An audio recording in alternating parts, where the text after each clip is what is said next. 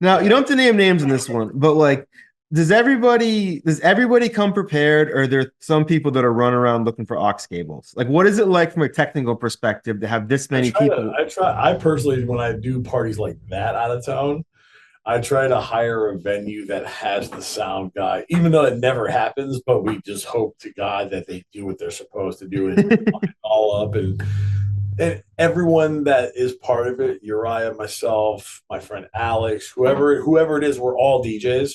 So if there is an idiot out there that doesn't do what they're supposed to do, all of us know what to do. So like Yeah, we can yeah. troubleshoot. We personally like to not get our hands dirty because we're the ones who have to smile and say hi to everyone on the way in the door. Because the one thing I hate about parties today, in most venues, about 90% of the venues I play, the promoters don't even go. Like they're not even at the party.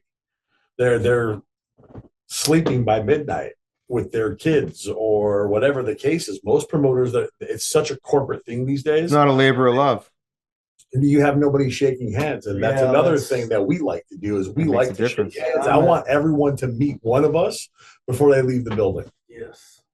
I want to buy them a drink. I want them to buy me a drink. Whatever. I just want them to feel like those are some good dudes. They have a positive vibe. Or I like to give out stickers. I've printed probably 300,000 stickers in the last 3 years, and I've put a sticker on every urinal, every shitter, every anything. I want you to pee on my face. I have waterproof stickers right on my urinal. Like, you know what I'm saying? Like, whatever, dude. Like, I don't care what it is. Point is, though, is that I want everyone to see a sticker, have a sticker, go home with something. And sometimes, like, there's times where our parties don't make money, but that's purposely. Let's Right. let everyone in for free. Fuck it. Let's Yeah, just It's let's a just loss leader to some degree. let's yeah, just yeah. eat We it. do free parties. Let's just eat it. Like, who cares? Like, sometimes I love when people buy my records because I'll just say, hey, thanks, show me a receipt. I'll send them a free record to go along with it. Like, I don't care. Yeah. Like, to me, that doesn't bother me none. No, I mean it's like every fan's an important one, and everyone that gives you the time with their ears is like, it's great. And it's like you're meeting people that are like you that enjoy the same things. It's like it's a beautiful thing to form these communities. And that does make a huge difference is being there. Like, because I've worked in music long enough, most of these promoters I friggin' hate working with. Like I don't want to call anyone out, but it's like it's just you never know what you're gonna get. But to have a friendly There's a face lot of that's like, janky. There's a lot of janky promoters. I'm sure you've seen that shit. The yeah. I mean, Yeah, coming up, you experience that once you get through it. Like, I have an agent and manager that siphons through that shit, so I don't have to deal with that anymore. So, I have a great team here. The owner of Club Envy, Jason and Tawny, they are just wonderful and they believed in me. And, house music was pushed to Tuesdays and Thursdays in Indianapolis my whole life for club gigs. You never had no weekends. And I was the first person here to have a club say, yeah, let's do Saturdays. Like, we're going to give up our Saturday and let you experiment with bringing this house music. And we've been successful. I mean, we've brought John Summit, Green Velvet, Walker and Royce, Mark Knight, you know, Side Piece. We bring Ghetto Blaster. We bring everybody like Marcus Schultz, Eli and Fur. The list goes on, and Dr. Fresh. Dr. Fresh.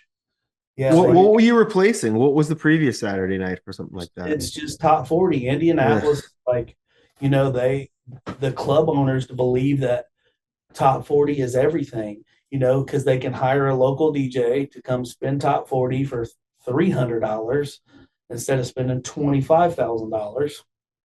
But that's the crowd you're going to get. You know what I mean? You're only going to get $10 at the door. Like, we started making like headlines. Like, I'm at a club in Vegas and they're telling us, "Whoa, we've heard of Indy." The DJs are started bragging about how nice our club was, how good our service was, Yeah. how well we take care of them. Like, we have a green room that's bigger than this studio with a refrigerator full of any kind of drink you can imagine. A closet A full of snacks full that I closet raid every full of time I'm in snacks, there. a full shower, bathroom, like laid out. And we treat every artist like they're 50 Cent. Awesome. Every artist gets that A treatment. Yeah. If you want a picture of your cat in the DJ booth and it's on your rider as a joke, you're having a fucking picture of your cat in the DJ booth. And we go that extra mile. But I have a great team. Envy, they just believed in me and I proved to them. And now here we are, 4 years strong. I just got an offer back today. Just got Green Velvet signed, just got Walker and Royce signed, just got Eli and Fur, just got Marcus Schultz all this week back for the club. Congratulations. That sounds amazing. Yeah, so I'm working, and then I'm trying to get the club banging more, and I'm just trying to produce tracks now. Me and Devon spend about 8 hours a day, 5 days a week, 5 days a week, 8 hours a day in the studio. That's not a bad 9 to 5.